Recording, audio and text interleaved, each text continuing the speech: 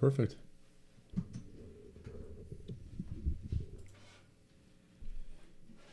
Do these little kings need a bottle opener? Got one.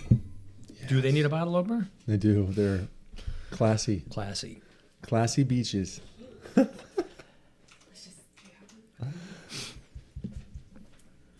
All right, here we go. Welcome to the BlabberMalt Show with your hosts, Dave and Matthias, two guys that blabber incessantly about beer, brewing, and bullcraft. Stick around while they brew up another tasty episode. Hey, what's up, everybody? How you doing? Yeah, man. Here we are, BlabberMalt Show, Dave and Matthias, episode 53 for March 26, 2024. We got a great guest here today, Billy Morris. Glad to be here. Thanks for having me, rock and guys. roll royalty. Yeah, big time. A legend in my own zip code. That's it. That's for sure. I hope we pulled some of your fans over. I hope to the so. We BlabberMalt went a little Show. Facebook Live. You guys can comment here on this page, right? Yeah. Yeah. Yeah. Let me know. Hey, so before we get too far into this, don't forget to like and subscribe. We're the BlabberMalt Show. Facebook and YouTube is where we go live every week, and at BlabberMalt at Instagram, X, Threads, all the other places. So yeah. Yep. Anywhere you can find podcasting. Yep. Check us out. Yep. Spotify. MySpace? No, we retired our MySpace. That dates us now, Billy. Just I still check my MySpace page. Yeah. I try to. Oh, Nice. That's impressive. It really is. You can also email us. Even Billy was mentioning our comments section is live over here. Dave's tracking that. So if you want to ask any questions, give a shout out. We can see those going live. But also, you can email us questions at blabbermalt@gmail.com. So check us out there. Boom. It's time to mash in. So what we like to do, top of the show, is talk about our weekend, see what happened. What'd you get into, Matthias? So this weekend was pretty much my just go-to, right? Yeah. I worked. Yeah. Okay. No coaching, no. No, this weekend, no coaching. No. Just kind of took it games? easy. No games. Just worked at ABC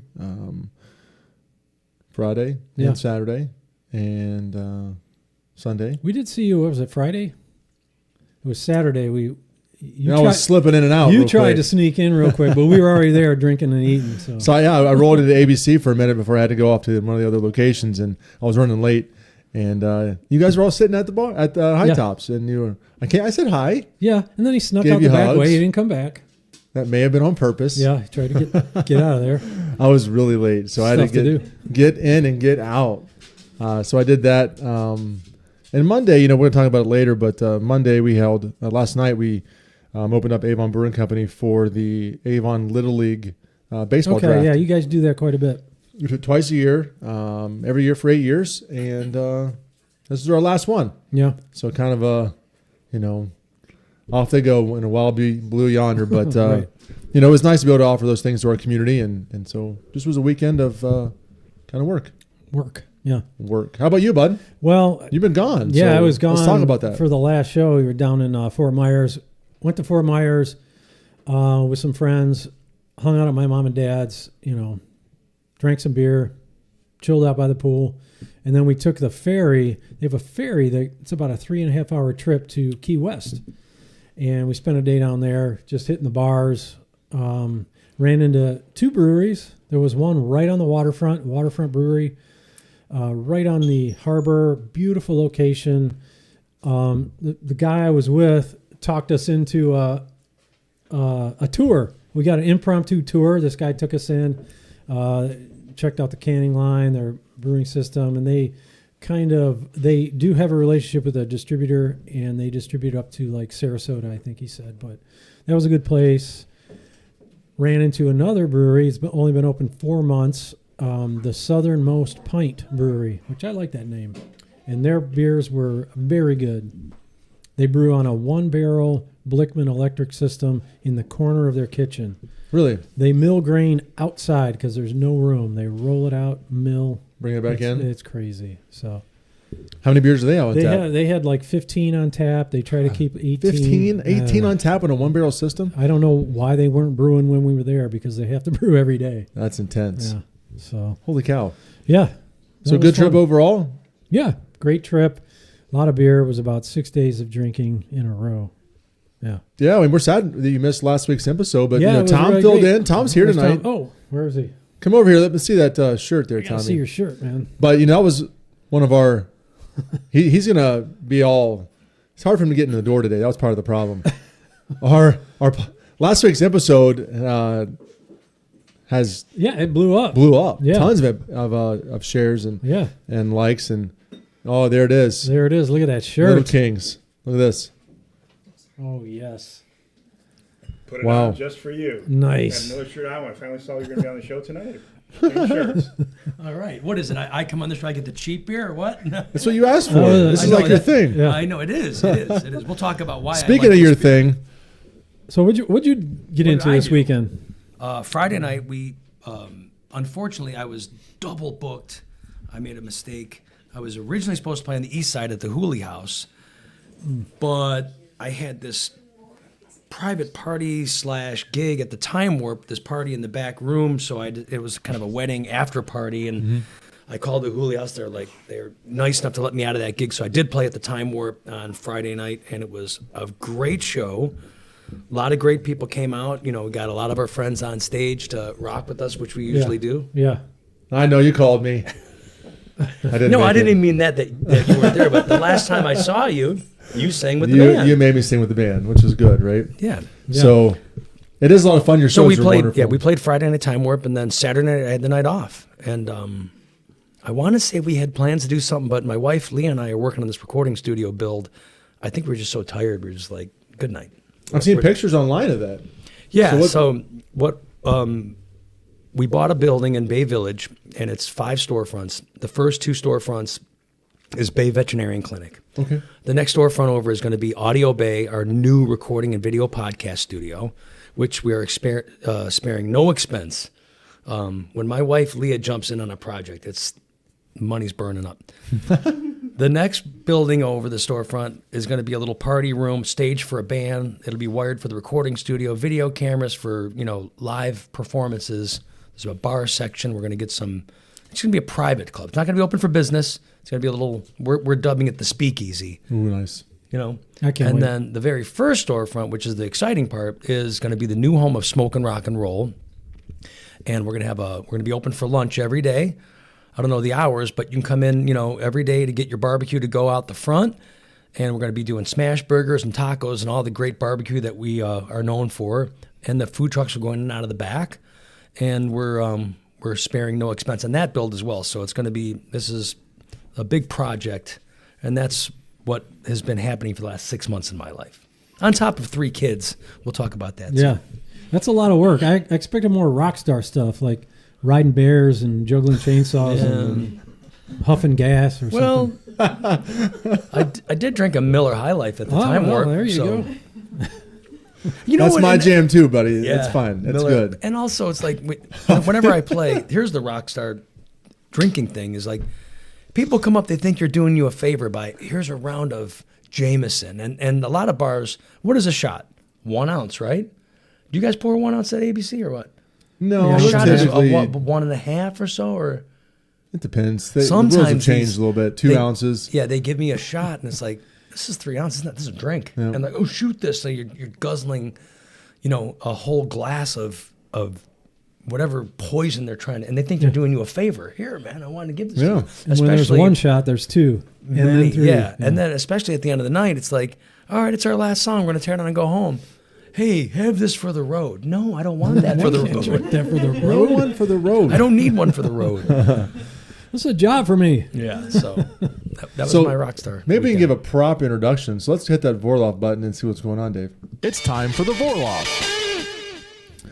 Do you want to do the honors, Dave? Let's do this. Wait. When you work all night and sleep all day, you need to find a little getaway.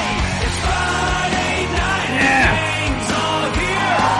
Ain't nothing wrong with a couple of beers. Saturday night we're gonna do it again.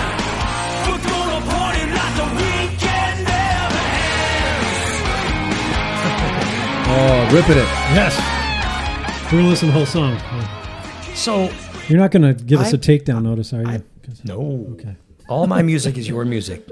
My man. I got more of. Did you guys have my new song called "Wasted"? Not yet. We have a new song called couldn't find "Wasted." It's not on YouTube. I gotta send it to you. Yeah. Is it on Amazon or are you on No, Apple? it's in my phone. Oh, okay. Oh, shit. So it's not finished. Billy already kind of jumped on his own introduction, but as he mentioned, not only is he a rock god, right? He talks about it in his own area code. Legend of but my own zip He'll code. tell know. you. He'll tell you all about it. We'll talk about some of the really cool things, and just got back from the Monsters of Rock tour. But you're a husband, So yeah, a father. My main thing to me, the most important thing is my family. My wife and my 3 kids, and that's because I think I did it the right way. When I was younger, I went out and I rock and rolled up my whole life. I stayed out all night, I partied, I rocked, and I got to join these famous bands like Warrant and Quiet Riot, and I toured all over the world. I still do some worldly travel, like you said. I went to Australia last year. We just got back from the Monsters of Rock cruise, which you weren't on. I know. Next year, We talked but the most important thing to me is like getting home and getting with my kids and my wife and building this building and is keeping the family tight. The kids come up there. It's 30 seconds from our house. So back in the day, we used to be like, we have band practice, but I can't. I got to go with my girlfriend. And we would tease everybody like, you're a family man. You're such a family man. Well, I turned into a family man, and I'm proud to say that I am. Yeah, and you don't need to practice anymore. This guy knows it all. For real. You know what? We don't practice. We practice once in a while, but it'll be like, hey, we had a request to do this Rick Springfield song. So learn it and let's rock it on stage. And we do. And that's how we do it. You're professionals. Hey, we got John Cleveland Booth says he's fired. You're fired, man. So that's the whole thing. You make a mistake in the band, you do something wrong, you're fired. Yeah. And that's our sound tech and stage tech and take care of all our good stuff. And I think he could probably drink you guys under the table with beer. We should have had him come too. You should have. Yeah. It's fine. And he lives in Avon Lake. He probably could walk here, but no Little Kings for you, John Cleveland. Yeah, when we get into And they call him John Cleveland Booth. He has been a professional, stage tech, guitar tech for a lot of big bands, like the new metal bands like Drowning Pool and all that stuff. And he's from Cleveland, so he got a big Cleveland tattoo on him, and everybody just knows him as Cleveland. So we call him John Cleveland Booth. Cool. There you go, John. Took care of us on the Monsters of Rock cruise too. So Did he's he? a good man. Nice. Good man, and he Cool, loves his cool. beer. Hey, let's get in. Speaking of beer, we got to pour the beers of the night. We got Little Kings. We got Mickey's Big Mouth. What do you? I want to these- start with Little Kings because the good thing about Little Kings is when you crack it open, you just chug the whole bottle. is that what you have to Is that do? what we're gonna do? That's what you do. Okay. It's 7 ounces. I think you do. No, we don't. We got to wait now. If you just tell we have to chug the bottle because you crack a Little King, we got to have to do 7 that. ounces So. of These delicious These are coldness. twisties. They're Are they twisties. These are not as classy as I thought they were going to be. Look at this thing in my hand. Look at how small, how cute. I feel like going back to Erie County with a 8-pack of these and driving around and chugging them. We're gonna Throw roll them it. out the window. All right, Let's do it. To the BlabberMalt Cheers. Show. I don't Thanks for want to do having me. this. We're doing it. Do it.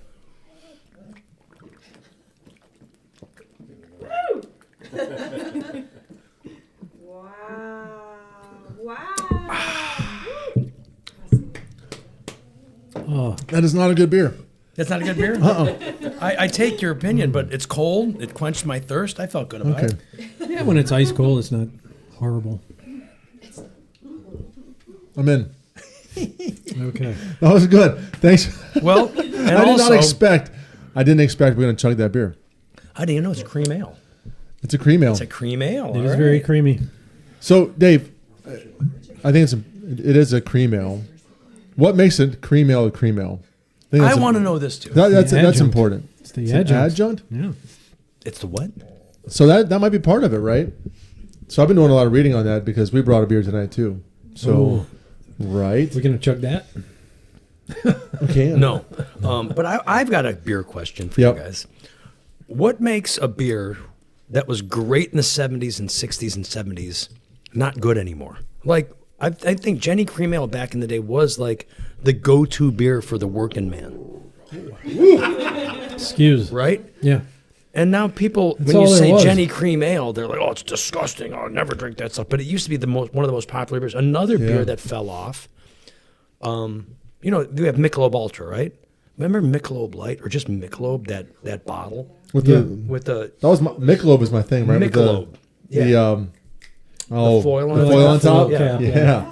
What happened to that beer? Why did that? It's still why- around. Is it really? Yeah. It's all Mick Ultra these days. It's all Mick Ultra. It's what sells. So, last thing about old-fashioned beer I wanted to bring up is me as my grandfather, staying at my grandfather's house, I'd open up his refrigerator and he had the whole thing lined up with his beer that he drank after work. 40 years of working at Republic Steel, he'd come home and crack a Duke beer. Duke. Ever hear Duke? I have heard of Duke.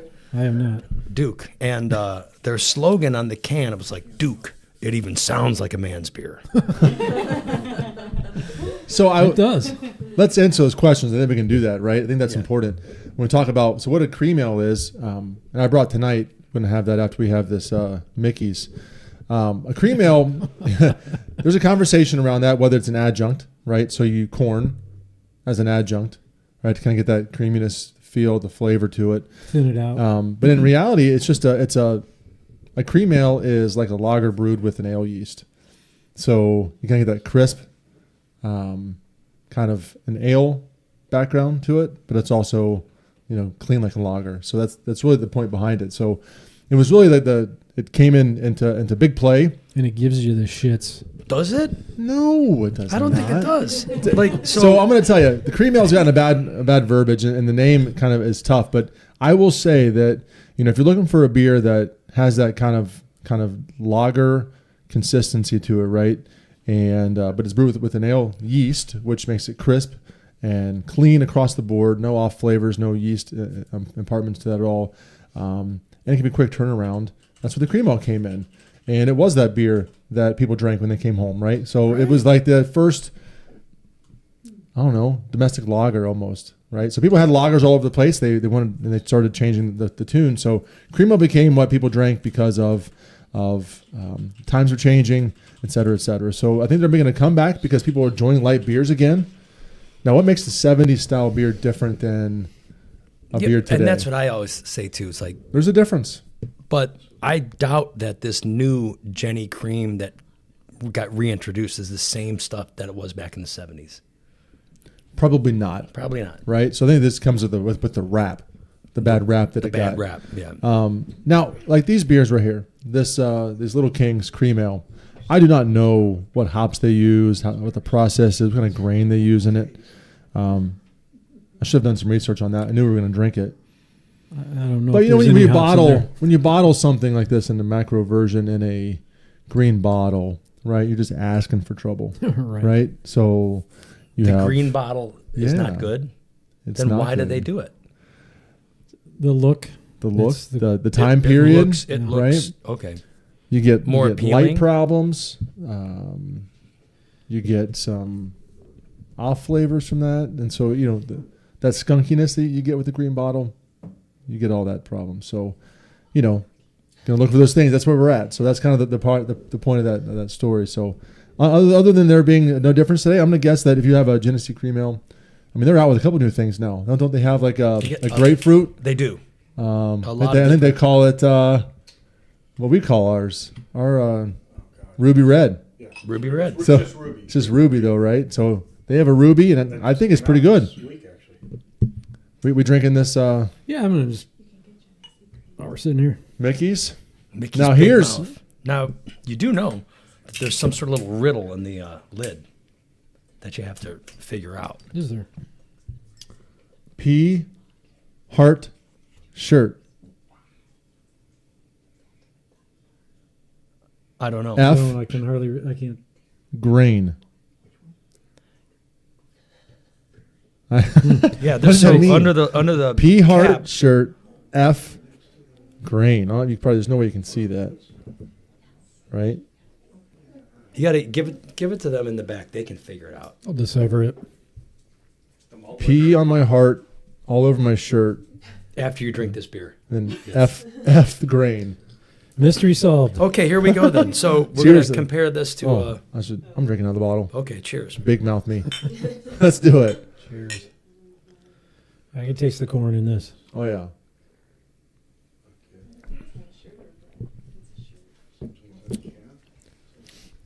That is even worse than Little Kings. Yeah. Is it, Man. is it bad? Is it bad? It's not great. Not good. It's not good. No. When I drink these, yes. Yeah. Absolutely. The Kings wasn't Would bad you either. prefer those? Absolutely not. Absolutely not. Yikes. We have some parties on our street we call Hillbilly Wednesday. Yeah.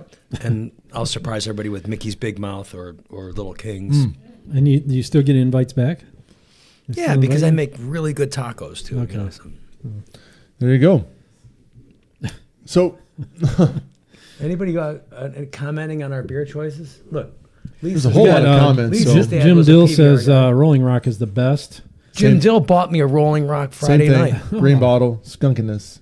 Lisa says Mickey's is too skunky, and I kind of agree. Nasty. Any more of these back there?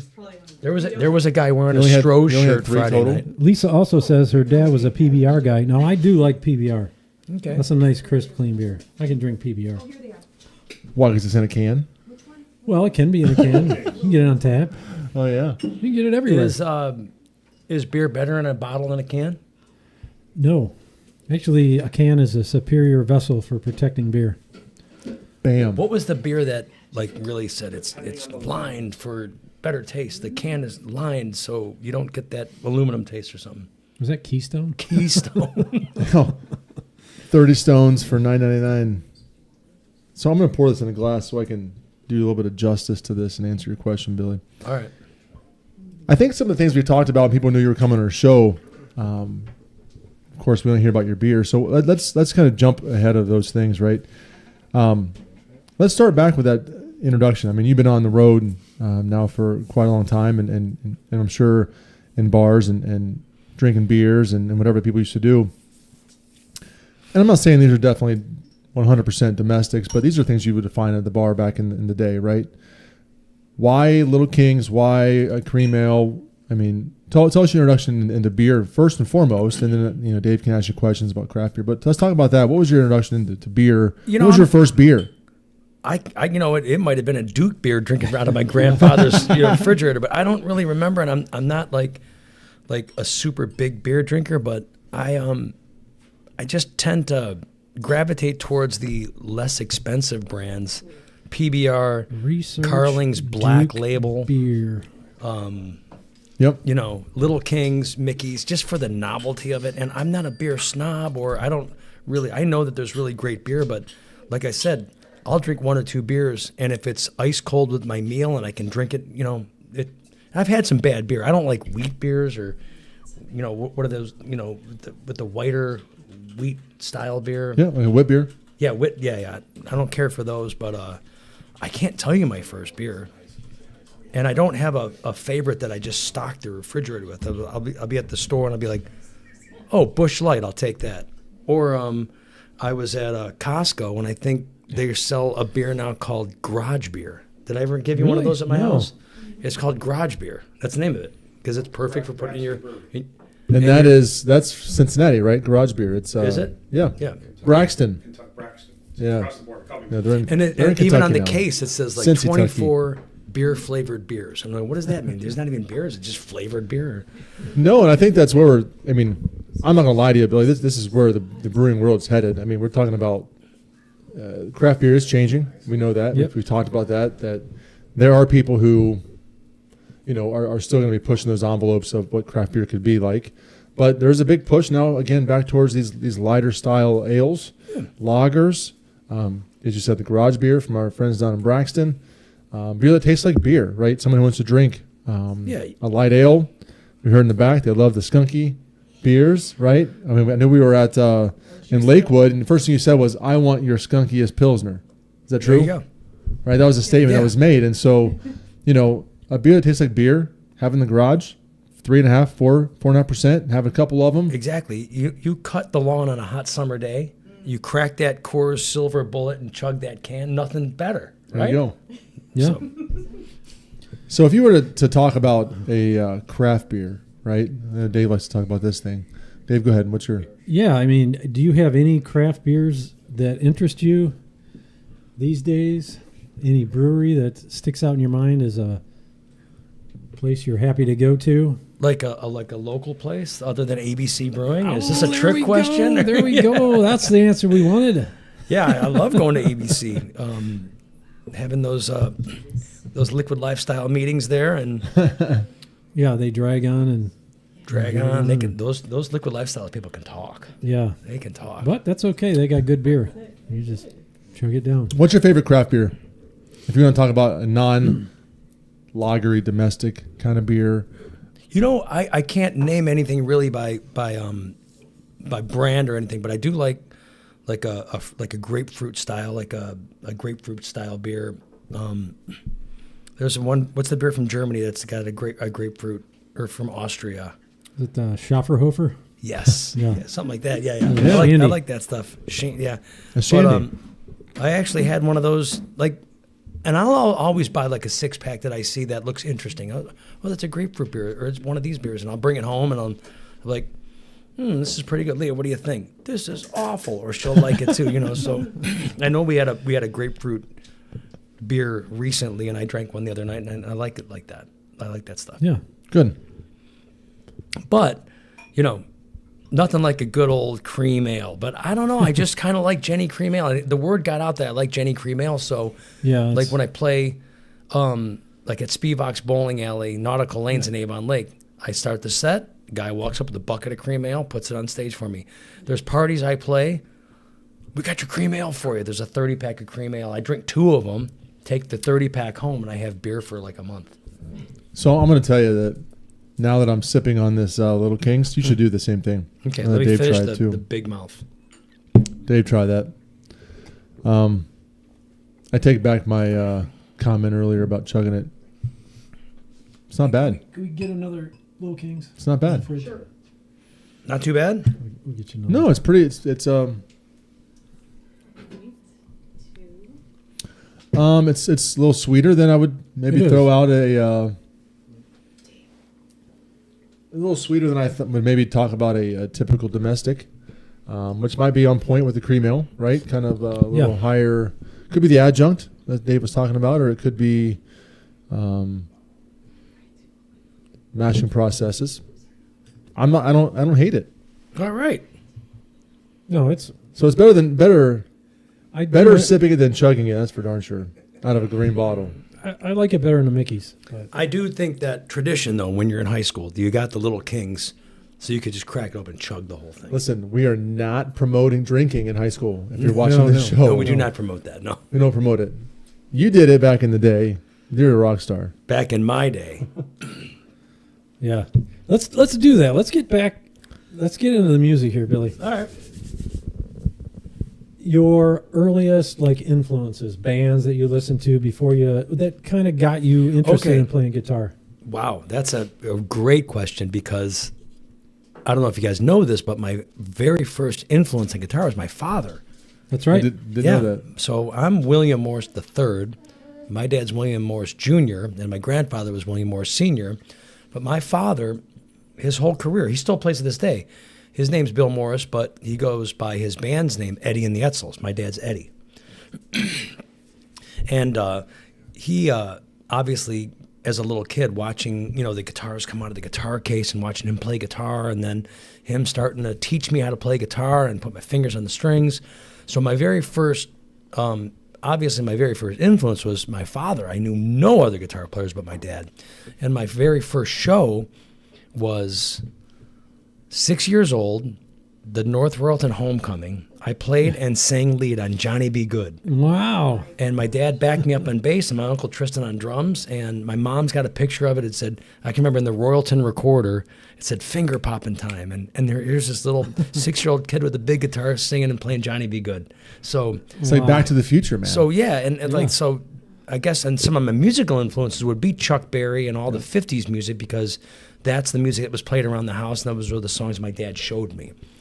But fast forward to, coming home one day, and, all those great 70s songs, too. So my dad, his band played out 7 nights a week, and they played rock and roll, modern rock and roll. And modern rock and roll in the 70s was like Grand Funk Railroad and all that good, Hall & Oates and So my dad would go to the record store once a month, and he'd buy the top 10 singles. He'd buy a single record for 99 cents, and his band would learn those 10 songs. Wow. So I heard all those songs, and that's the music that I kind of grew up on.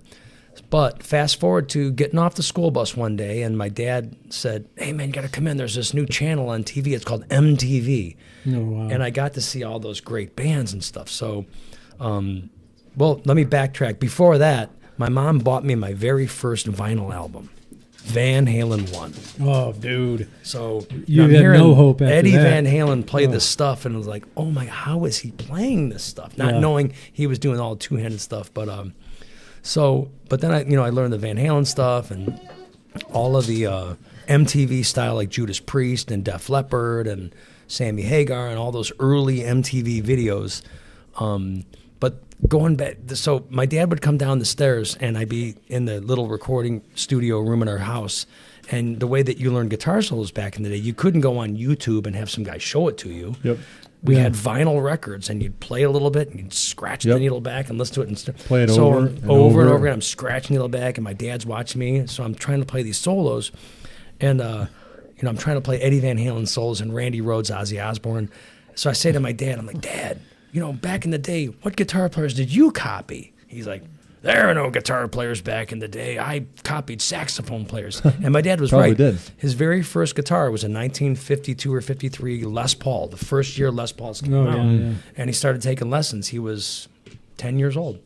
So that was my very first introduction to rock and roll guitar. And then when I started joining my high school bands and playing with the guys that I kind of got out of high school and started playing the local clubs, we played cover songs like Rat and Motley Crue and Quiet Riot and Poison, and started playing cover songs, and I was influenced by all those bands. So did you have any formal training, or was just sitting down with your dad?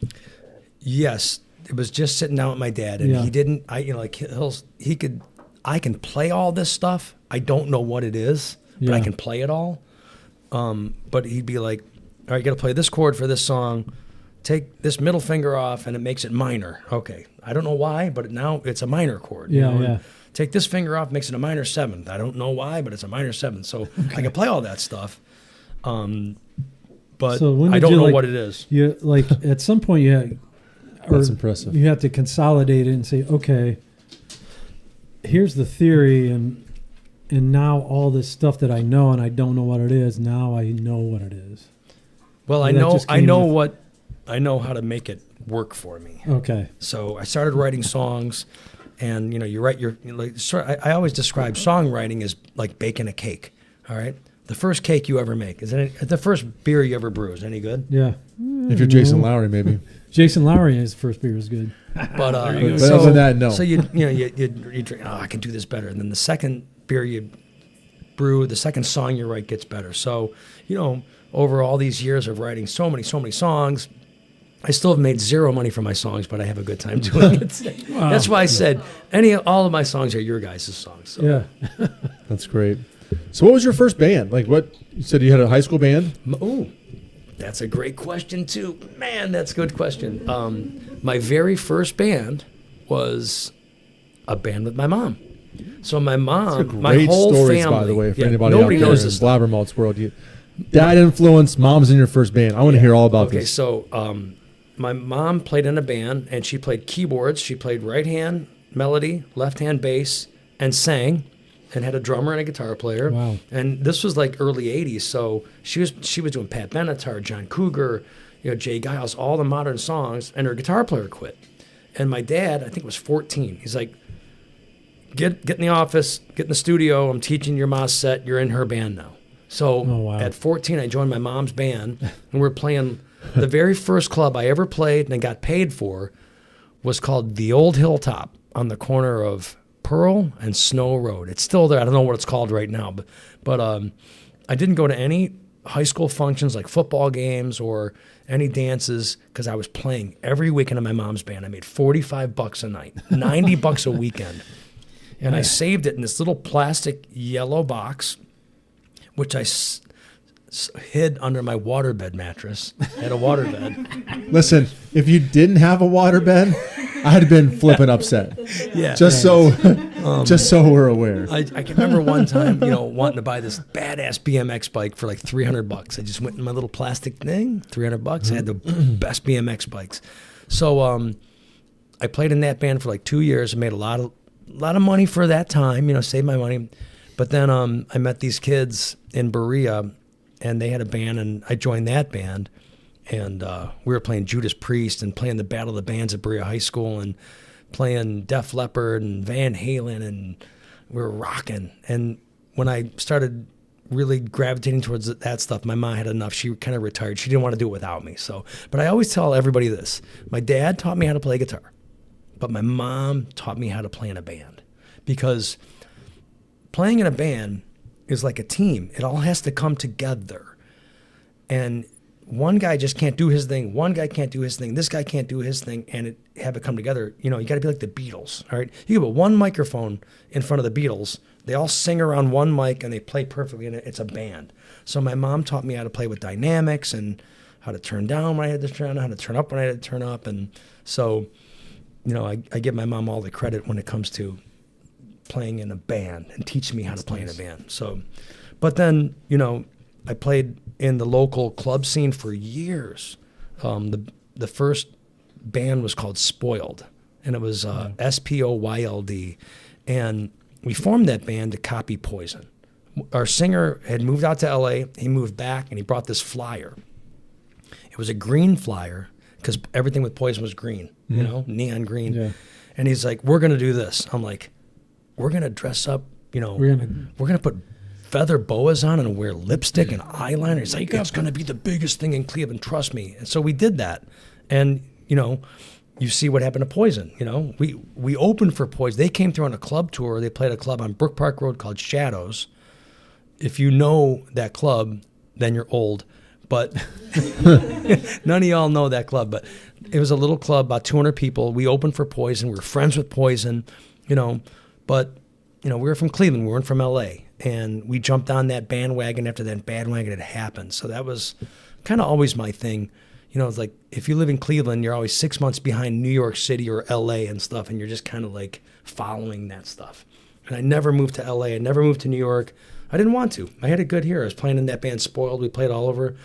Then I left that band, and I started my own band called Kid Wicked. Oh, yeah. And my friend, a buddy of mine named Mike Zuter, he goes, we're going to start a new band, and you're Billy the Kid, so we're going to call it Kid Wicked.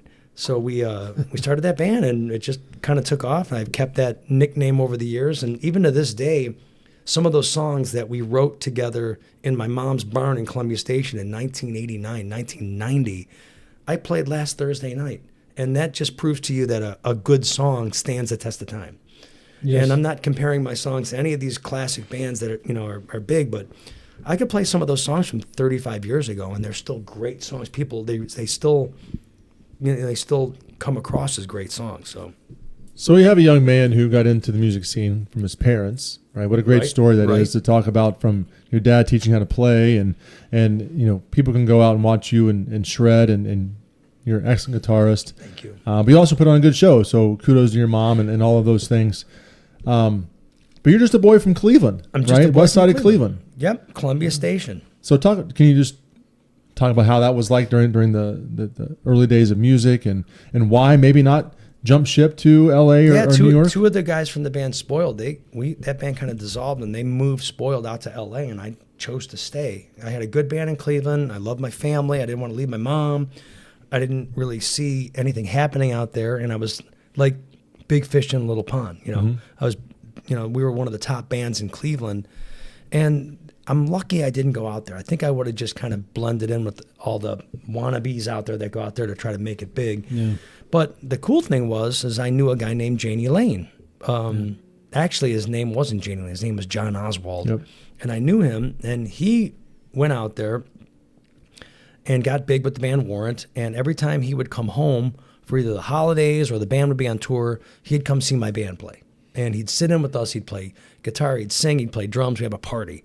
And one time he called me. He's like, hey, we're playing the Coliseum opening for Motley Crue on a Tuesday night. Book your band at the Agora, and I'll announce we're coming up. So on a Tuesday night, normally the club's closed, Tuesday night, and the Akron Agora back in the day held 2,000 people. It's the biggest club ever. On a Tuesday night, they play their set in front of Motley Crue. It's like, hey, come join us up at the Akron Agora. We're going to go there and rock. And all of a sudden, 2,000 people filled that place. Yeah. And so we were really close friends. We're really good friends. And it came down to a point where he needed a guitar player for Warrant. And he called me on my answering machine and said, hey, Billy, give me a call back. I want you to do guitars for Warrant. And when I heard that voice message, I was like, do guitars for Warrant. I don't want to be a guitar roadie. I don't want to set up guitars, you know. Yeah. So a couple weeks later, he calls me back. He's like, dude, why didn't you call me back? I'm like, well, I don't want to do guitars. You know, I don't want to set up guitars. No. I want you to be in the band. I'm like, oh, why didn't you say that? I'm in. Dude, I'm on my way. Yeah. I'll be there. So that's how that happened. You know, it was one of those answer machines with the little micro cassette. You know, I wish I would have saved that. But so, you know, I flew out to L.A., practiced once, got in a tour bus, and it was a whole summer of L.A. Guns, Firehouse, Warrant. That was I'm sorry. L.A. Guns, Firehouse, Warrant. That was the first year. The next year was like L.A. Guns, Firehouse, Warrant, Rat, Dokken. And then the one year, like 2001. Yeah, 2003. 2001 was Headline Poison, Warrant, Quiet Riot, Enough's Enough. Yep. So Enough's Enough open, Quiet Riot, Warrant, Poison. 2004 was Whitesnake, Warrant, Winger, Slaughter. Yep. And think about this. I'm still a rock fan to this day, but I got to get in a tour bus and play every single Blossom Music Center in the country all summer long. So if you ask me, did I make it? I absolutely made it. That is crazy. I joined the band that I wanted to be in because I liked that guy. Yeah. And all those Warrant records, that guy can write a song. I loved all those songs. I listen to those songs to this day, and I still play a lot of the Warrant songs in my local set now. And all the respect. And the one thing that I do when, like, I sing Uncle Tom's Cabin, and at the end of the song I'll be like, rest in peace, Janie Lane, or Janie Lane. I point up, you know, and I give him the kudos and the recognition for writing that song and making my rock and roll dreams come true. So all the, you know, I still to this day thank him for that. Yeah. So when he kind of left Warrant the same time you did. He sure did. It was 2005, New Year's Eve, 2004, 2005 New Year's Day. He quit.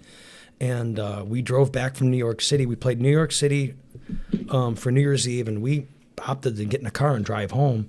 And he quit the band, and he's like, he was living in Akron by his parents' house, and we were writing songs together. Yep. And he didn't even say anything. He's like, you know, and then the guys called me from Warrant. They're like, hey, are you going to join us? Are you going to stay with him? I'm like, I'm going to stay with him. You know, he's my guy. He got me in the band, and I'm lucky that I did that because they reformed with the old guitar player. They would have fired me in an instant, and they should have, because they should have got the original guy back, and they did. The original guy, Joey Allen, I think he quit Warrant because he couldn't put up with Janie's bullshit. Yep. You know, all of his drinking and his... We didn't call it falling off the wagon. We called it jumping off the wagon, you know. So once Janie was out, Joey Allen rejoined Warrant, and they would have fired me anyways for him, and rightfully so. He was the original guitar player. And then St. James came in to sing after Jamie St. James from Black and Blue sang with Warrant. Eric Turner called me for Jamie's number because I was friends with him. Yeah. And I gave him Jamie St. James' number, and he sang with them and recorded a record with them. And that was a good situation. Jamie to this day is a great singer. I just saw him on the Monsters of Rock cruise. We're very good friends. We text back and forth all the time. That's awesome. So, but let's go to Quiet Riot now. Yes, so Quiet Riot. This is a really good story. Can we pause that for a second? I want to hear Quiet Riot stories, and I want to take a moment to also drink more Little Kings. Well, you can drink Little Kings, but I want to talk to you about. I want to share. I need you to share at least one really cool story from the road. But we're gonna drink our cream ale. Okay, let's do that. I'm interested in that. I have seen pictures of Billy with everybody. We got Vinnie Paul. I've seen a picture with you. Dimebag. I mean, Let's talk the guys from let's Firehouse. talk about the Vinnie Paul situation. Vinnie Paul, yes. All right. Okay. So I'll start the Vinnie Paul situation. Pantera's drummer. Pantera's drummer while you're pouring these cream ale. So so you know that Pantera, Vinnie Paul, and Pantera and Dimebag, they're from Dallas. So we had a gig in Dallas at a place. If you're from Dallas, you'll remember this place called the Bronco Bowl. It was a big bowling alley with a legitimate 2,000 seat arena built into this bowling alley. It's called Bronco Bowl. But we had 3 days off before that show. So we were staying in a hotel. We all had our own hotel rooms, and we were going to go see Vinnie Paul at his bar. He had a titty bar, a female entertainment bar. I forget the name of it. And this was Remember, this is Sorry, still Mom. Pantera was still together. Pantera was still Okay. together. It had something to do with a golf course, the back nine or something. I don't know what it was called. So we went there, and he was expecting us, but he didn't show up. He told the manager, "Hey, tell Janie to come to my house." So we got a cab, and we went to Vinnie Paul's house. And on the way there, Janie said, "Look, I don't care what happens. At midnight, you've got to get me out of this house." Yep. I'm like, "No problem. At midnight, I'm dragging you out of this house." So we go up this huge driveway, up this big hill. We go in the house, and the house was like if you gave $1 million to a 16-year-old kid to decorate the house. So he had stand-up cardboard stand-ups all people like Christina Aguilera and all the people all over the house. He had his kitchen table was a poker table. He had a little hot dog roller thing with the hot dogs rolling on it and a crock pot with chili sauce on Nice. it. Then we went upstairs into his game room, and he had a Jaeger machine and a Grey Goose machine and a keg of beer. He had every single hockey mask, for each team. There were huge hockey fans. And then he had 4 video games. He had a NFL game, a baseball game, a basketball game, and a hockey game, and a pool table. So Janie and him start playing pool. And Janie is wasted, loaded. Oh, he also had a swimming pool. And at the bottom indoor, of the outdoor. outdoor swimming pool, at the bottom, it had the Crown Royal logo. And it said Crown Royal, the official drink of Vinnie Paul. And the cap of the Crown Royal bottle was the hot tub. It was awesome. So I heard there's a rumor, and you can check this out. I guess the Stanley Cup has a dent in it. And the guys from Pantera took the Stanley Cup home, threw it off the balcony into the pool, and it kind of hit the edge of the pool. And there's a dent in the Stanley Cup because of those From the guys. pool? Yeah. So they start playing pool, and Janie's really drunk. And he's shooting this shot. And I'm like, no, Janie, there's a better shot over here. And Vinnie Paul goes, "No fair. Having the roadie tell you how to shoot." I'm like, "I'm not the roadie, I'm in the band." He never saw me in the band, So they play pool, and then we end up going downstairs. They start playing poker, and 12 o'clock rolls. I'm like, "Janie, we got to go. He's like, "No way. No, I'm not going. I'm all right. And he would not leave. So I took the taxi home, went to bed. Good boy. Morning, knock on the door, beating on the door. I open the door. The sun's coming in. It's Janie. Remember I told you that there was that big steep driveway? Yep. Coming down the driveway, he fell down the driveway. Skinned up his forehead, his knee, his elbow. I told And you he's to like- get me out of there. Yeah, exactly. So that night we played the Bronco Bowl. He had like So- a bandage on his forehead and his knees all beat up and stuff. So that's the Vinnie Paul situation. That's a good story, man. That's a good story. I need more of those. Yeah, sometimes I forget about all these stories, and then we talk about it, and then the Vinnie Paul situation. Well, when we get to the Quiet Riot one, I have a Quiet Riot story for you. Well, go for Let's it. go Well, for it, man. let's, Roll I have it out. two here, let's quiet- cheers two this Quiet beer. Riot stories. Okay. Let's This cheers is our brand new cream ale for Avon Brewing Company, or Lorraine Brewing Company now. This is Superior City Cream Ale. So it's our cream ale. Ooh, that's delicious. That's my new favorite cream ale right there. That is By good. far. Almost as good as Genesee. I'll take it. I'll take it. Love it. 1.25. 1.25 tastes like Genesee. Hold on. Damn cream ales. Okay, so John Cleveland Booth also from Dallas. He goes, the bar was called the Clubhouse. He's exactly right. Yep. The back nine, the Clubhouse, yeah. And the funny thing was, they had a white Harley in the lobby. And all the rock stars that went there. Of the clubhouse? Of the Clubhouse. All the rock stars that went there signed it. So Janie pulls out this marker. He starts signing. Hey, don't sign that. They kicked us out of the club. They didn't let us sign the fucking. No. They didn't let us sign the bike. It's all right, though. Oh, man. Okay, so let's go with Quiet Riot. Quiet Riot. These Two are Quiet Riot stories. I love it. Let's do it. Well, Dave's here. Here's the timeline. You're in Warrant. Janie and you leave. And then a couple years later, Quiet Riot, you're the... No, that summer, he quit on New Year's Day. That summer, we did a tour. Of 05? 05. That summer, we did a tour called the Bad Boys of Metal. And it was Janie Lane and Kevin Dubrow. And I knew Kevin from when we toured together with Poison.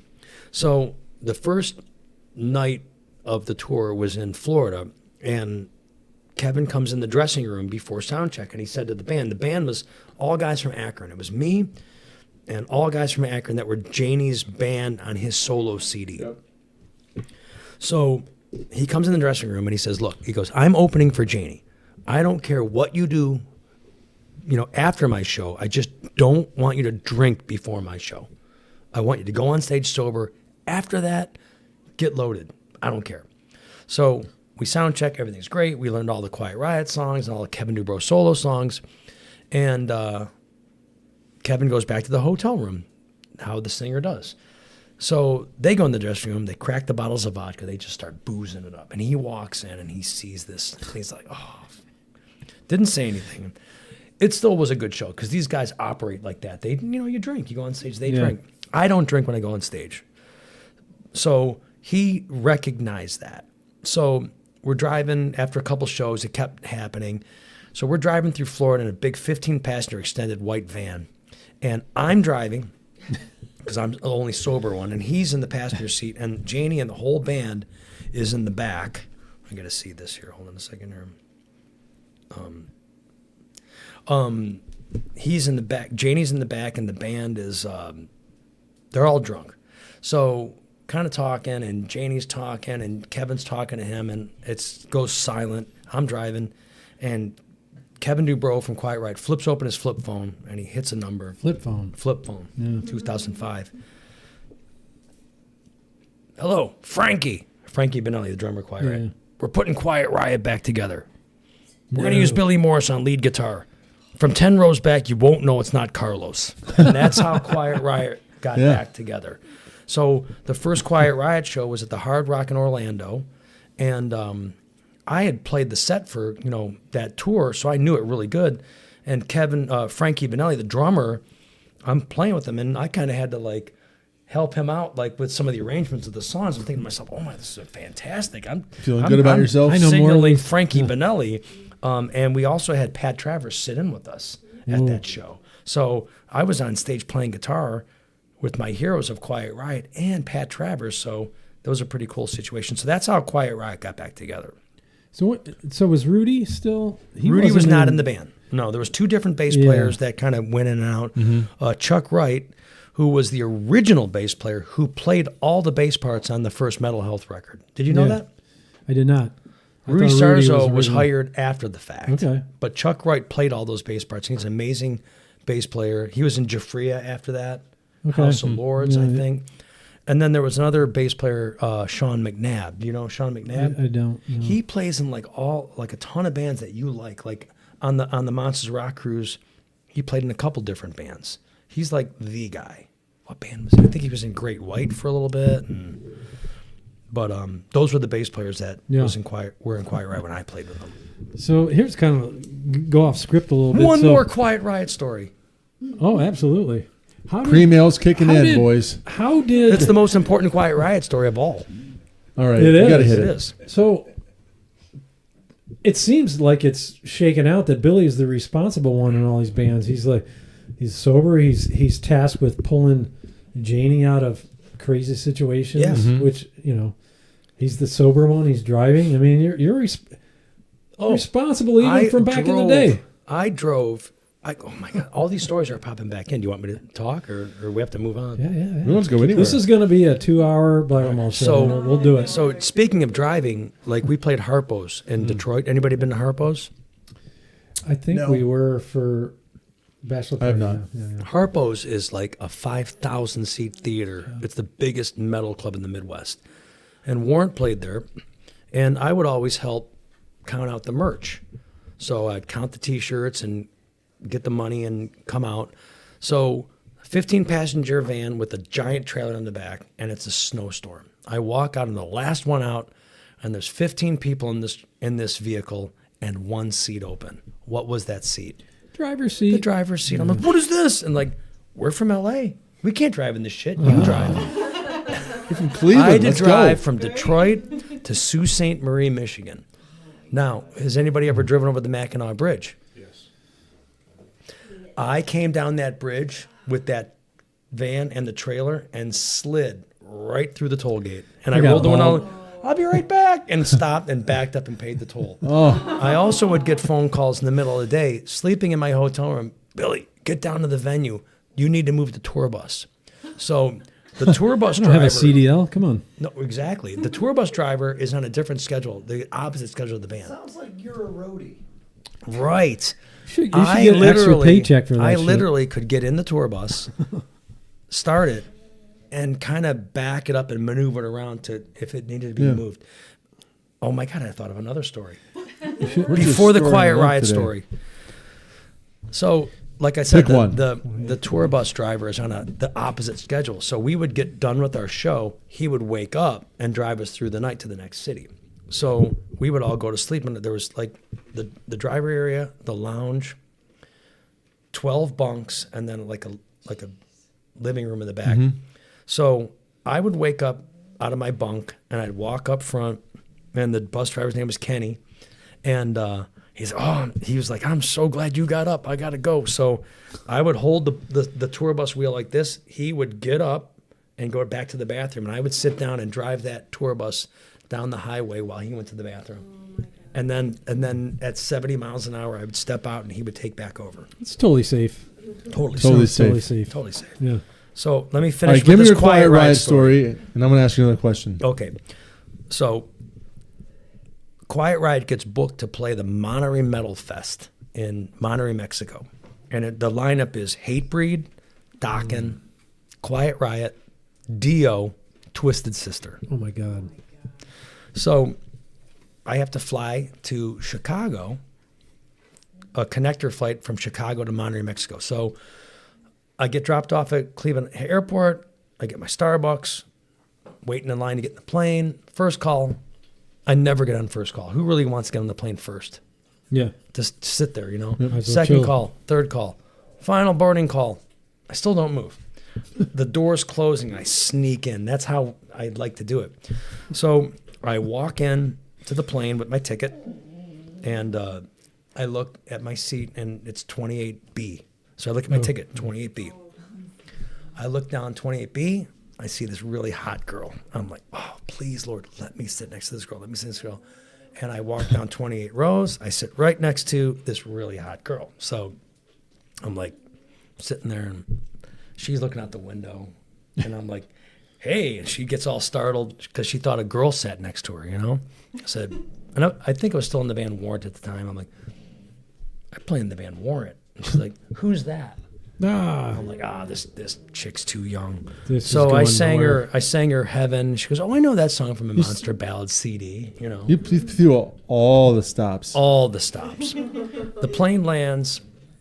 I grab her bag, I walk her bag out. Oh, no, we're taxiing on their way. I turn my flip phone on, and my roadie is waiting for me. I'm texting, you know, wait till you see this girl I'm walking off with, you know. So I walk her bag out, and we say goodbye. And 20 years later, I'm married to her. And so I have 28B on my arm, and Leah at home has 28A. Nice. Did you know that story? I didn't know that You know story. it now. All right. You know, I knew a lot of your stories, but I did not know that one. Maybe you That's should how I met her, yeah. have. Maybe you should have led with, you know, I can drive a tour bus, and I'm the soberest one of the crew, and I'm actually a roadie too, and Leah, I got very wait a responsible. minute. I got to ask a question, Leah. If you're home watching this, Did that really work? Like, what was the situation? It didn't work. He's on a did plane. not He work. sits down, long hair flowing. He's just like, I play in the band Warrant. And he sang Who's your song. that? I had to Sang me a sing her the song, and she's like, "Oh, I have that on my Monster I have that Ballad monster. CD." Was that what it was, or what was it? I need you to tell me next time we talk. What was it that made you walk off the plane with this gentleman and then contact him again? No, she had no Point choice. two. I grabbed her bag. I held her hostage. So I want to hear. Listen, we're gonna have to hear your side of the stalker story next situation. time. I want to know it. Right? What led to you getting 28A on your arm? We're gonna hear that whole story. But what band are you in now? So you do travel around. You were at Monsters of Rock So recently with a band that you don't play with here locally. occasionally, but nationally, I play in a band called Tuff, Tuff, and Tuff was like the next generation of hair metal that was coming out. Their album came out. They were produced. The lead singer looked like Bret Michaels, but better. Their songs were amazing. The guitar playing was great. Solid band. But the problem was their album came out, and this other band came out named Nirvana. So you can imagine exactly what happened. Change in the. Yeah. So, but they had the number 3 video on Dial MTV. It was Metallica, Guns N' Roses, and Tuff. Top 3. And so they were on Atlantic Records. They had that video that came out. The singer was super good looking like Bret Michaels, and it allowed Tuff to stay relevant enough for this resurgence, and it's really nostalgia now, the nostalgia hair metal tours.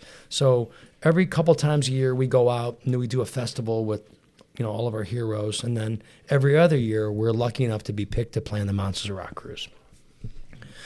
Big news though, and I don't know if you know this, but you may want to take a trip to LA in August because Tuff is headlining the Whiskey A Go-Go on Sunset Strip. Really? Look at you. That's awesome. So Congratulations. I'm going to be playing the Whiskey for the first time in my life. Nice.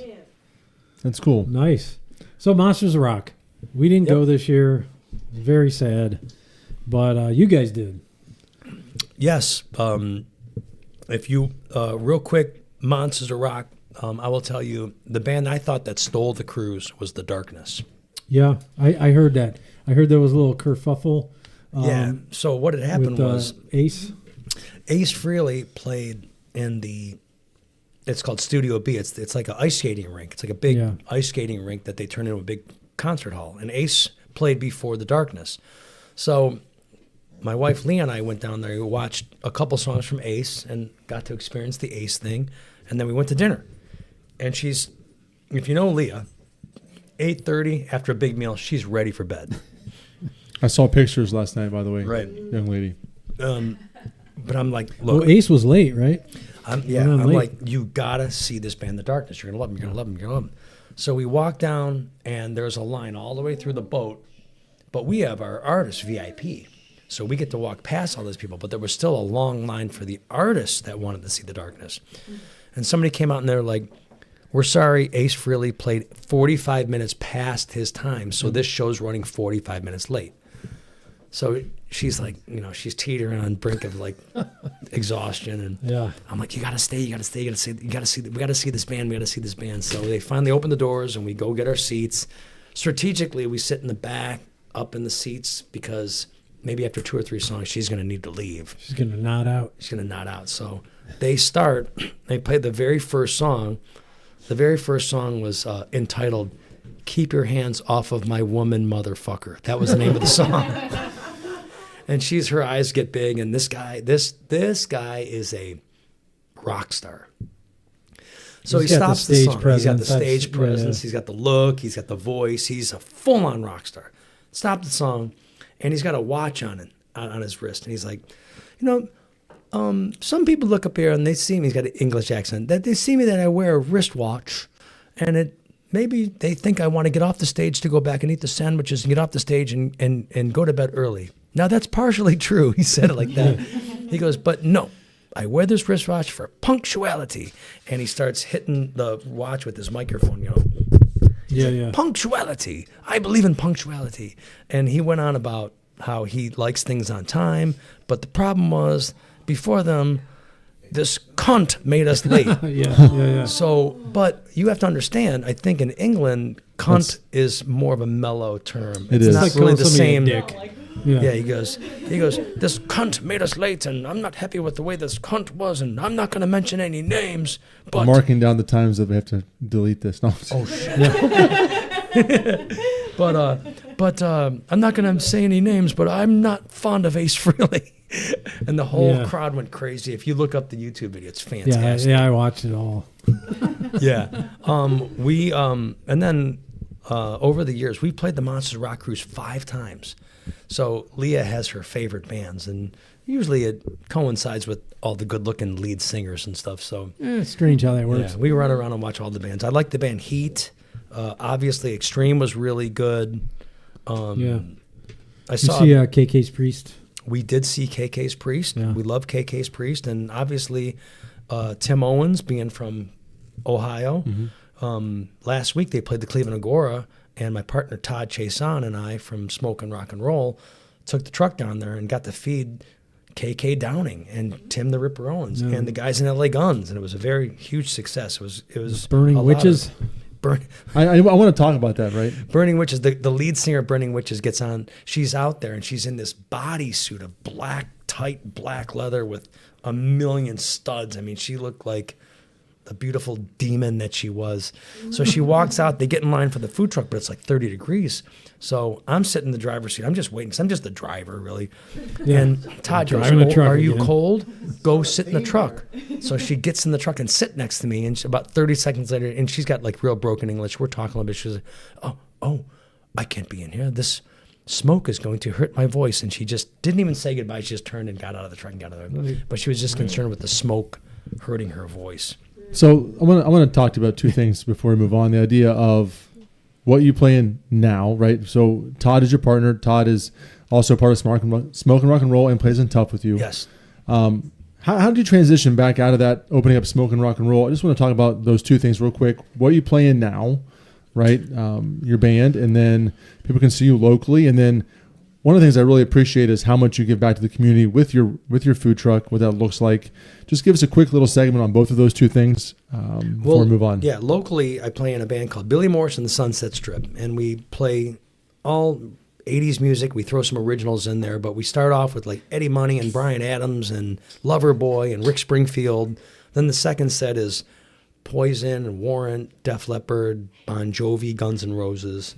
And then we keep going, and we try to throw Iron Maiden in there, but I don't If know the all the Kuzno brothers lyrics. show up, we get a little Iron Maiden every now when and the then. Kuzno brothers show up.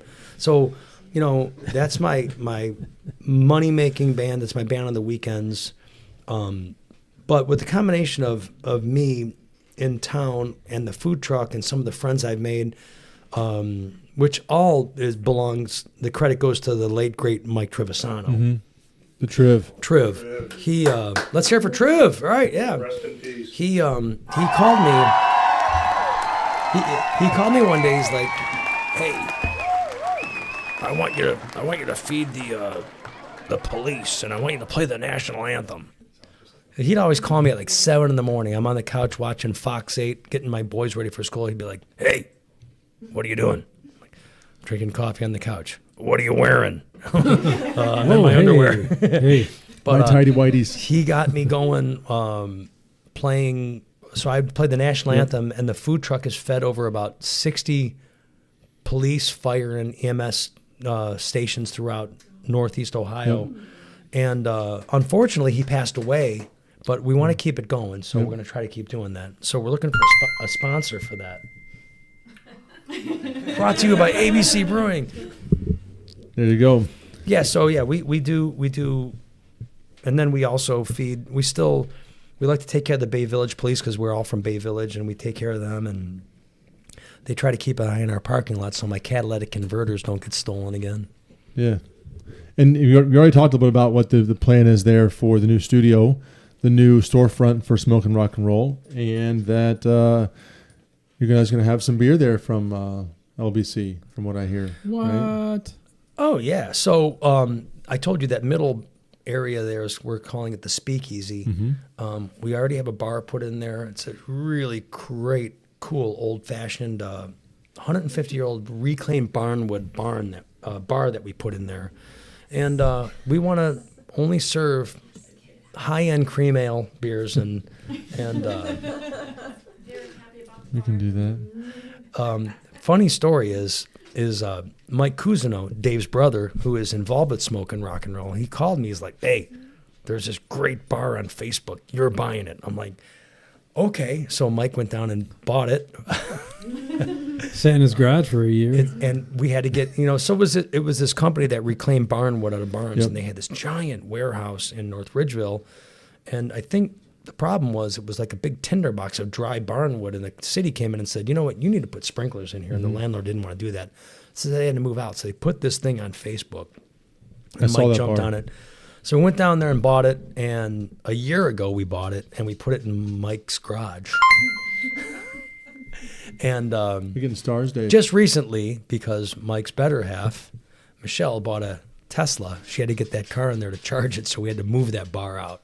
So just the bar top alone, 6 guys, and then we Wow. barely got it lifted. I think my spleen fell out, but it's gonna be a You great. don't need a spleen. No, you don't need a spleen. But it's gonna be a great bar and a great private club for us to have good times in. So- Rock and roll. It'd be a stage in there, it'd be a bar in there, it'd be ABC beer in there, it'd be the signature Billy Morris beer we're about to talk about. Let's talk about that. Let's talk about that. So, Dave, we good with that? Yeah. are you good with Yeah, that? absolutely. Are you sure? I got a question about Bay Rocks when you're do the beer. Okay, well, Oh, okay. So I only It happened I at the just- last show, so Yeah, you- I talked to Matthias. I said, you know what? Let's do some sort of Billy Morris branded beer, and whenever I play a club, we'll feature that, and the club will sell it. You'll sell it to the club. Yep. Everybody, I'll be cool because I have a beer named after me, and that's as far as it went. Now I don't know It's if not as far as it went. When we were in Westlake, he told everybody about names and ideas and styles. And, well, that was because I probably had too many Miller High Lifes that night or so, in 1 ounce shots. It and happens. 1 ounce shots exactly. 1 ounce shots. Yeah. So I think that's on the horizon. How about a cherry pie cream ale? You heard it here first. The Billy Whoa. Morris Cherry Pie Cream Ale. You had to sing that part. She's my. Cherry pie. Papa Billy Cherry. Oh. That's it. Oh. So yeah, we're gonna explore that. We're definitely gonna do it. We just have to do it the right way. But the Billy Morris Cherry Pie Cream Ale. That sounds delicious. It does. I mean, it fits your cream ale mold. It's a nice base for adjuncts. Yeah. Cherry pie You have some tasting. adjuncts? We'll find some adjuncts. We're in. I'll email you. You'll email What's me. going on with our? You're not mentioning our chat room here. Email me. Speaking of chat rooms, Dave, we have a lot. I mean, I want to say ask hi a question to about. Cherry Bomb Jen. She We have so many people on there, so a whole bunch of Oh, people Jen. are messaging us tonight. We'll get to you. So At I have some another point friend of today. mine that's commenting. Yeah. Billy the You got cop. cherry bomb in Her name's Cherry emojis. Bomb. Yes. My good friend Billy, he's a North Olmsted cop. Mm-hmm. I fed North Olmsted, and this police officer comes out, and he's like, "Hey man, I play guitar." So I bring him up on stage, and this guy rips. I remember. Yeah, I've Yeah. seen him. Yeah, he killed He does it. rips. So he's been jamming with the band. He plays drums, plays guitar. Good guy. So Wow. Billy, thanks for tuning in. So, question about Bay Rocks. I've heard some stories. You're fresh off the morgue, talking to people, kibitzing. There could be some pretty big names coming through. Is that something Well, that might happen? yeah. So we got to build the place first, and I'm always the one that's like, "Oh, it's gonna be done in 2 weeks." It's like, Yeah. and then it turns into 2 months. So people are right now like, I see the light at the end of the tunnel, but like almost done. And in my mind, 2 weeks, but Yeah. it's Like the realistically money pit. 2 weeks. realistically 3 weeks. Ask So- him how fast things happen. I'm not talking about how bad things happen. Forever. Put me on the short. Put me on the Forever. short list. Well, that's Guest the cool list. thing about having this building and having the place. We're going to be able to bring my friends in for private shows and just be like, "Hey, Trickster's coming through town. Yeah. Come to the Speakeasy. We're gonna have a party. That's Oh, it. dude. That's it. Yeah. That's it. So, as we get ready to move on, hit the boil. We have a special guest this evening outside of yes, this. we do. So It's time for let's talk about some pro brew happenings. We used to spend a lot of our time talking about what was going on locally in the craft beer scene.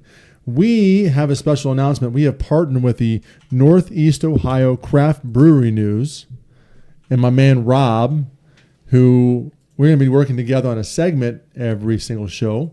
And this is it. So this is our very first time collaborating together. Rob sent us a super big update. It's kind of long this week because a lot of news happening in the world of craft beer. But here we go. Let's check it out.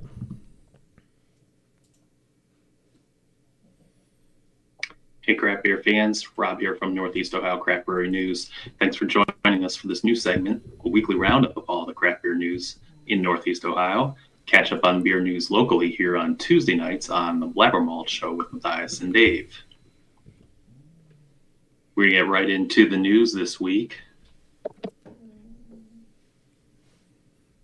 Kicking things off this week, we head on down to Minerva in Carroll County, where the new ownership group for Great Trail Golf Course and soon-to-be brewing company posted to their social media this week the first images of some amazing renovations. The popular destination golf course was purchased late last year by the owners of Sandy Springs Brewing Company, Amanda and Andy Conrad, and three of their business partners, Steve Ogden and brothers Nathan and Nehemiah Shriver. The golf course plans to reopen for the season in April with a spin-off 5-barrel brewery and restaurant inside planned to open later this year. In their first social media post sharing photos of the progress and the renovations, they shared their work renovating the clubhouse, followed by some exterior renovations the next day. And on a third post this week, they unveiled photos of their lodging options. The golf course and brewery will offer stay and play packages and are also planning a golf simulator and renovations to the event center, as well as an outdoor beer garden eventually. Make sure you follow Great Trail Golf Course on Facebook to keep track of future unveilings and progress on the brewery portion of the project. In other news this week, Spider Monkey of North Canton caused quite a stir by posting a photo on their social media. This first post in almost 9 months with a cryptic caption, "Something is brewing." While pure speculation at this point, like the our photo, shade. which shows a dark beer on top of a familiar-looking bar top in front of also familiar-looking fermentation tanks, caused major excitement for Akron area craft beer fans. While we've Not yet to wrong. confirm Our it, the shade. bar top and tanks looked an awful lot like those from the now-closed Merriman Valley location of our Shea Brewing Company. Of course, we know that permanently closed earlier this month after a long documented financial hardship caught up with them. Spider Monkey, which is a contract brewery that has been brewing for some time with Royal Docks out of North Canton, last posted almost a year ago that they had indicated they planned to open a brewery in Oakwood Square in Plain Township inside of OC Tobacco, a cigar shop that they had recently purchased. It's unclear yet whether that project is still going forward, but Carrie Sullivan from NEOCBN is working on this story, and we hope to have more details to report soon. Next up, the Brew Kettles brewery manager, Wally Weiss, posted to his Oh, I like Facebook that and look. LinkedIn social media this week It's a nice a photo can. teasing the upcoming rebrand. The first cans to get refreshed, pictured here, will be 16-ounce cans of their flagship West Coast IPA, the award-winning White Raja. The cans will be available on opening day of the 2024 Cleveland Guardians season at Progressive Field in downtown Cleveland. Weiss himself chimed in on an NEOCBN post this week, sharing the photo that they hope to roll out rebranded 12-ounce cans at retail in May, followed by 19.2-ounce cans shortly thereafter. Ignite Brewing Company announced this week on their social media that their cans and draft beers will now be available for your pre- and post-flight drinking pleasure at the Akron-Canton Regional Airport. The Barberton-based brewery, who also have a tap room in Brunswick, will be serving brews out of that space, which also housed once a Royal Docks Brewing branded tap room. Hopping back to Cleveland, regional brewing powerhouse Fatheads Brewery announced this week on multiple social media posts that they are now the new official craft beer partner of the Cleveland Guardians beginning with the upcoming 2024 season. Should be. In a press release to MLB.com, the longtime partner of the team, which grew its presence from a single sandwich kiosk in 2016 to entitlement So to expensive. the Guardian's signature third base Yeah. beer garden in 2023, said that the new partnership would give them even more of a presence throughout the ballpark. It also will afford them the opportunity to utilize the team's names and marks regionally in the marketing and promoting of its breweries and beers, including dual flagships Headhunter IPA and Bumbleberry Honey Blueberry Ale, two of Northeast Ohio's favorite beers. Two additional limited edition passport programs announced their 2024 returns this week. The Medina Brewery Passport announced it will kick off their 2024 edition on April 1st. We were there Chris last Zappel week. from Dine Medina County, Yep. Ohio, joined Matthias last week There on it the is. BlabberMalt Show to talk about the upcoming season, which will run through July 31st. The first 500 finishers will be eligible to attend the VIP party on August 4th. The tour features 6 Medina County-based breweries You have and to 2 hit others with satellite tap rooms Each in the brewery county. twice. Check out Medina Brewery Passport's Facebook page for additional information Yep. on this year's tour. Each 8 brewery twice. Moving over to Cuyahoga County, this week 5 breweries announced the return of the 1-week-long Cleveland South Brewery Crawl. Mark Bona of Cleveland.com writes that this year's edition kicks off on Friday, March 29th and runs through Sunday, April 7th. 4 Cuyahoga County breweries and 1 Medina County brewery are all within 12 miles of each other and will have an eclipse theme this year. Participants who complete the crawl will receive a limited edition glass and a pair of eclipse viewing glasses. Bonus, the breweries will also be offering Tequila Sunblock, an eclipse-themed beer that was brewed at the new Schnitz Ale production facility in Strongsville. The Tequila Sunrise-inspired beer is 5.5% ABV and is said to have flavors of tequila and orange juice and a slight tartness. The featured breweries are Broadview Brewing Company in Broadview Heights, Blue Monkey in North Royalton, Jolly's Pizza and Scholarly Brewing, also in North Royalton, Hoppy Dudes Brews in Hinckley, and Schnitz Ale in Parma. Speaking of the Eclipse, many breweries throughout the state are featuring special Eclipse-themed beers. Rick Armand of the Canton Repository has a new article up that features quite a few of them. The list is not exhaustive, but includes special beers from Great Lakes, a Market Garden Heinen's Collab, Hoppin' Frog, Thirsty Dog, Mansfield's The Phoenix Brewing Company, Ashland's Uniontown Brewery, and more. Jump on over to the Canton Rep Facebook page to find the full article. Wrapping up this week with one more Eclipse-themed story. The Ohio Craft Brewers Association will host the first ever beer fest celebrating women in beer and their contributions to the Ohio craft beer industry. The fest will take place and be called Eclipsing Stereotypes, Women Shine in Craft Beer, and will be on April 7th from 2 p.m. to 5 p.m. at Seventh Sun Brewing in Columbus. 17 different Ohio breweries will have beers featured that were brewed by women for International Women's Day. You can mix and mingle with the women and sample the beers brewed. General admission tickets are $30 in advance or $45 a day at the door, and include a souvenir glass and tasting tickets for 10 4-ounce samples. It's a great event. The interactive fest will include a Q&A panel moderated by Amy Mast of Craft Leadership and featuring panelists which include Jennifer Herman of Bell Tower, Aspasia Lyris Bernacki of Penguin City, Melissa Pattison of Boss Chicken Beer, and Jamie Sips of Hi-Ho Brewing, among other women in brewing from around the state. More information and tickets can be purchased over on ohiocraftbeer.org. March Madness continues over on Northeast Ohio Craft Brewery News. Our first ever tournament aims this year to determine the 2016. unofficial favorite Yeah. Northeast Ohio brew by will of the people. The tournament moved into the Sweet 16 round this week. Pop on over to NEOCBN on Facebook to see this week's matchups and links to voting. Don't forget to like us on Facebook and Instagram and check our news feed from this past week for more on all these stories, as well as features from Tiffany Style on Mastro Pietro Winery in Berlin Center and Carrie Sullivan on Immigrant Son Brewery in Lakewood. If you're a brewery owner and want to have your stories featured here with this new weekly feature, be sure to email us at rob@neocraftbrewerynews.com and we'll do our best to get your story out. We'll catch you back here next week at the same time with all the latest news and hopefully This goes a lot smoother and doesn't take me 17 takes to record. Now go crack open a cold one and enjoy the rest of this week's episode with Matthias and Dave. Oh, man. Thanks, Rob. We appreciate you. Oh, man, Rob, thank you so much. That was awesome. Because Saved us from doing doing that. I tell you what, that little section when we used to do new beers and little news, that was the most time-consuming part of the show. And was the shortest time on the show. Yeah. That's And going to it's flop on just- that one. So, Yeah. you know, Billy, we could talk rock and roll and food trucks and all the great things you've done for the rest of our lives. But we kind of need to close out this show pretty quick. So give us one final, anything you want to say about what's going on in your life, family, new opportunities, food truck, new business.